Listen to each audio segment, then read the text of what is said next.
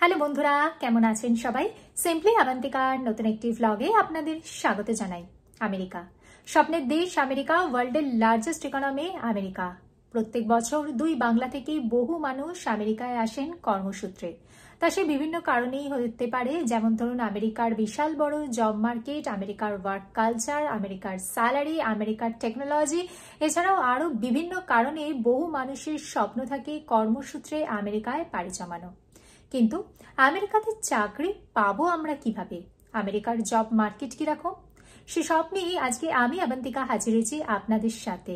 কথা বলবো আমেরিকাতে কিভাবে চাকরি পাবেন বা আমেরিকার বর্তমান জব মার্কেট। তাহলে স্কিপ না করে পুরো ভিডিওটা আমার সাথে থাকুন। ভিডিওটি ভালো লাগলে লাইক করবেন আর চ্যানেলটিকে অবশ্যই সাবস্ক্রাইব করবেন। আমেরিকাতে চাকরি আমরা পাবো কি করে? অনেক মানুষের মনেই হয়তো সেই প্রশ্নটি ঘুরে ফিরে আসে। প্রথমেই বলি, আমেরিকাতে চাকরি পাবার বিভিন্ন উপায় রয়েছে। আমি এক এক করে সবকটি উপায় আপনাদের সাথে শেয়ার করছি। প্রথমেই চলে আসি H-1B ভিসা। H-1B ভিসা হলো বহু প্রতীক্ষিত একটি ভিসা, আর এটি হলো লটারি বেসড ভিসা। প্রধানত স্টেম ফিল্ডে যারা পড়াশোনা করেছেন এবং সেই ফিল্ডেই যারা জব করে থাকেন তাদের জন্যই এই H-1B ভিসার সুযোগটা অনেকটাই বেশি। স্টেম ফিল্ড বলতে বোঝায় সায়েন্স, টেকনোলজি, ইঞ্জিনিয়ারিং এবং ম্যাথমেটিক্স। সেই ফিল্ড নিয়ে যারা পড়াশোনা করেছেন এবং যারা বর্তমানে সেই ফিল্ডে জব করে থাকেন, সেই যে কোম্পানিতে জব করে থাকেন সেই কোম্পানির যদি ক্লায়েন্ট ইউএসএতে থেকে থাকে বা তাদের অফিস যদি ইউএসএতে থেকে থাকে, তাহলে তারা সেই কোম্পানি সেই এমপ্লয়ির জন্য H-1B ভিসা প্রসেস করতে পারে। H-1B ভিসা প্রসেস করতে হলে প্রথমেই H-1B ভিসার যে লটারি হয় সেই লটারিতে নাম উঠতে হয়, তারপরেতে সেই ভিসা প্রসেস হয়ে থাকে। প্রত্যেক বছর 85,000 করে H-1B ভিসা ইস্যু করা হয়ে থাকে। তার মধ্যে 65,000 ভিসা ইস্যু করা হয়ে থাকে সাধারণ জেনারেল এমপ্লয়ীদের জন্য, আর 20,000 ভিসা ইস্যু করা হয়ে থাকে যারা ইউএস থেকে মাস্টার্স বা তার হায়ার কোনো ডিগ্রি অর্জন করেছেন তাদের জন্যে। তো যারা ভবিষ্যতে আমেরিকাতে জব করার চেষ্টা করছেন বা আমেরিকাতে কিভাবে জব পাবো বলে ভাবছেন, তারা যদি স্টেম ফিল্ড নিয়ে পড়াশোনা করেন এবং সেই ফিল্ডে যদি তাদের রেলেভেন্ট ওয়ার্ক এক্সপিরিয়েন্স থাকে, তাহলে তারা H-1B ভিসার জন্য অ্যাপ্লাই করতে পারেন। যদিও এটি যে কোম্পানিতে আপনি জব করছেন সেই কোম্পানির থ্রুই অ্যাপ্লাই করতে হয় এবং আপনার হয়ে আপনার কোম্পানি এই ভিসাটি প্রসেস করে থাকেন। H-1B ভিসার পাশাপাশি চলে আসে H-4 ভিসার নাম। H-1B ভিসা হোল্ডারদের যারা স্পাউস, তারা H-4 ভিসা প্রসেস করে থাকেন। এই H-4 ভিসা হোল্ডারদের আমেরিকায় আসার পর প্রাথমিক অবস্থায় ওয়ার্ক পারমিট থাকে না, কিন্তু যখন H-1B visa holder green card process করেন তখন I-140 অ্যাপ্রুভ হওয়ার পর H-4 ভিসা হোল্ডারের ইএডি প্রসেস হলে তারপরে ইএডি কার্ড ইস্যু হওয়ার পরেতে তখন যিনি H-4 ভিসা হোল্ডার থাকেন তার ওয়ার্ক পারমিট আসে।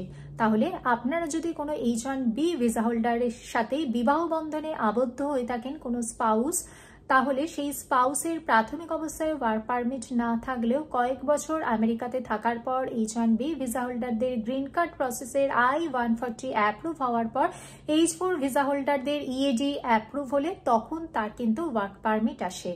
তাই H-4 ভিসার মাধ্যমেও কিন্তু আমেরিকাতে চাকরির সম্ভাবনা থেকে যায়। নেক্সট আসছি O-1 ভিসা। O-1 ভিসা হলো একটি নন ইমিগ্রেন্ট ভিসা, যে ভিসার মাধ্যমে আপনার যদি কোনো এক্সট্রা অর্ডিনারি নলেজ থেকে থাকে, তা সে science, technology, engineering, mathematics, business management, যে কোনো ক্ষেত্রেই আপনার যদি এক্সট্রা অর্ডিনারি নলেজ থেকে থাকে, তাহলে আপনি O-1 ভিসার মাধ্যমে আমেরিকাতে আসার পর আমেরিকাতে কিন্তু চাকরি করার সম্ভাবনা থেকে থাকে। এছাড়াও প্রত্যেক বছর বহু মানুষ স্টুডেন্ট ভিসার মাধ্যমে আমেরিকায় আসেন এবং তাদের পড়াশোনা কমপ্লিট হওয়ার পর তারা আমেরিকাতে চাকরির সুযোগ পান এবং পরবর্তীকালে আমেরিকাতে অনেকে হয়তো স্থায়ীভাবে বসবাসও করতে থাকেন। আমেরিকাতে যারা স্টুডেন্ট ভিসা বা F-1 ভিসার মাধ্যমে আসেন, বিশেষত যারা স্টেম ফিল্ড নিয়ে পড়াশোনা করছেন, তাদের সুযোগটা তুলনামূলকভাবে বেশি হয়ে থাকে নন স্টেম স্টুডেন্টদের তুলনায়। স্টেম ফিল্ড নিয়ে যারা পড়াশোনা করছেন তারা পড়াশোনা কমপ্লিট হওয়ার পর বর্তমানেতে 3 বছর কাজের সুযোগ পান। সেই 3 বছরকে অপশনাল প্র্যাকটিক্যাল ট্রেনিং বা ওপিটি বলা হয়ে থাকে। সেই 3 বছরে তারা নতুন চাকরিতে জয়েন করেন বা তাদের যে স্টুডেন্ট ভিসা সেই ভিসাটা স্টেটাস চেঞ্জ করে তারা ওয়ার্ক ভিসাতেও কনভার্ট করে নেন। এই স্টুডেন্ট ভিসার মাধ্যমেতে আমেরিকায় আসার পর সেখানেতে পড়াশোনা করে তারপরে কিন্তু চাকরির সুযোগ পাওয়া যায়। প্রত্যেক বছর 2 বাংলা থেকে বহু স্টুডেন্ট আমেরিকাতে এসে এখানকার ইউনিভার্সিটিতে পড়াশোনা করেন, গ্র্যাজুয়েট লেভেলে বা মাস্টার্স লেভেলেও পড়াশোনা করে থাকেন এবং তারপরেতে কিন্তু এখানেতে কিন্তু চাকরি করেন এবং চাকরি করার পর অনেকেই আমেরিকাতে কিন্তু স্থায়ীভাবে বসবাস করতে থাকেন।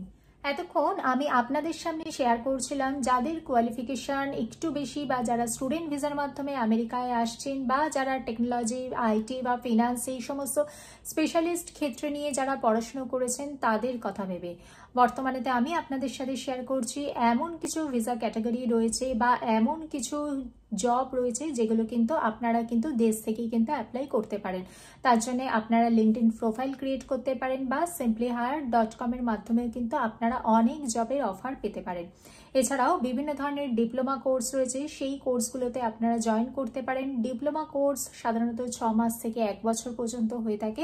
সেই কোর্সগুলোতে সেই কোর্সগুলোতে পড়াশোনা করার পর আপনারা পরবর্তীকালেতে কিন্তু আমেরিকাতে জব করার সুযোগ পেতে পারেন। এবার চলে আসি বর্তমানে আমেরিকার চাকরির অবস্থা। বর্তমানে 2025 সালে আমেরিকার চাকরির বাজারে একটু অনিশ্চয়তা দেখতে পাওয়া যাচ্ছে। আপনারা হয়তো অনেকেই জানেন যে আমেরিকার যে সমস্ত আইটি জায়ান্ট রয়েছে তার মধ্যে গুগল, মেটা, অ্যাপেল, মাইক্রোসফট এই সমস্ত কোম্পানি থেকে কিন্তু লে অফ চলছেই। এর পাশাপাশি অনেক কোম্পানি যেরকম ধরুন পিডব্লিউসি, টেসলা এই সমস্ত কোম্পানিগুলো থেকেও কিন্তু ভীষণই লে অফ চলতে থাকছে। মানুষের চাকরি, নতুন চাকরির সৃষ্টি হচ্ছে না বা অনেকের চাকরিও চলে যাচ্ছে। কিন্তু বর্তমানে যারা H1B ভিসাতে আমেরিকাতে রয়েছেন বা যারা স্টুডেন্ট ভিসাতে আমেরিকায় রয়েছেন তারা কিন্তু অনেক সময়তেই দুশ্চিন্তায় ভুগছেন। কারণ যারা H1B ভিসাতে আমেরিকাতে রয়েছেন তারা যদি আগামী 60 দিনের মধ্যে কোনো চাকরি জয়েন না করেন, যেই কোম্পানি তাকে H1B ভিসা স্পন্সর করবে তাহলে হয়তো সেই H1B ভিসা হোল্ডারকে আমেরিকার মায়া ত্যাগ করে নিজের দেশে চলে যেতে হবে। তাই অনেক মানুষ আজকে দুশ্চিন্তায় ভুগছেন।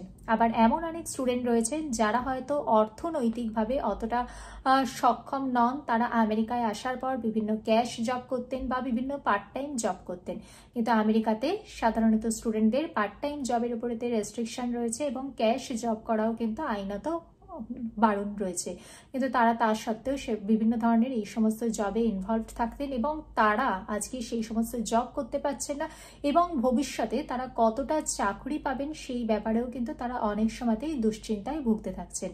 বর্তমানে আমেরিকার চাকরির বাজারেতে একটু ভাটা দেখতে পাওয়া যাচ্ছে বলে বিশেষজ্ঞদের মতামত।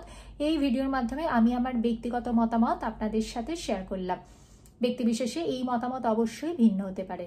তাই আমেরিকায় চাকরি পেতে হলে আপনাকে কিন্তু যে সমস্ত কোর্সের ভীষণ বেশি ডিমান্ড বলে বর্তমানে দেখতে পাওয়া যাচ্ছে, যেরকম ধরুন এআই এর কোর্স বা ডেটা সায়েন্স এই সমস্ত কোর্সের বর্তমানেতে কিন্তু অনেক বেশি ডিমান্ড দেখতে পাওয়া যাচ্ছে। বিশেষত এআই আসার পরেও অনেক সময়তেই শুনতে পাওয়া যাচ্ছে যে এআই বহু মানুষের চাকরি চলে যাওয়ার পেছনেতে দায়ী।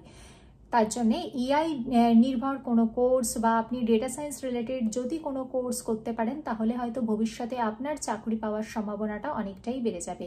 এর পাশাপাশি নিজের স্কিলকে আপগ্রেড করতে হবে। বিভিন্ন ধরনের অনলাইন কোর্স বা ফ্রি কোর্সে জয়েন করে নিজের স্কিলকে আপগ্রেড করুন, নিজেকে যে ল্যাঙ্গুয়েজ ডেভেলপমেন্ট করুন, এরকম বিভিন্ন ধরনের কোর্সের মাধ্যমে নিজেকে আপগ্রেড করতে হবে। কারণ আমেরিকা ভীষণ প্রতিযোগিতামূলক একটি দেশ, সেখানে প্রতিযোগিতায় পিছিয়ে পড়লে কিন্তু আপনি আমেরিকার চাকরির বাজারে কিন্তু নিজেকে যোগ্য প্রতিপন্ন করতে পারবেন না। ভিডিওটি ভালো লাগলে লাইক করবেন, চ্যানেলটিকে সাবস্ক্রাইব করবেন। দেখা হচ্ছে পরবর্তী ভিডিওতে। ভালো থাকবেন, সুস্থ থাকবেন। নমস্কার।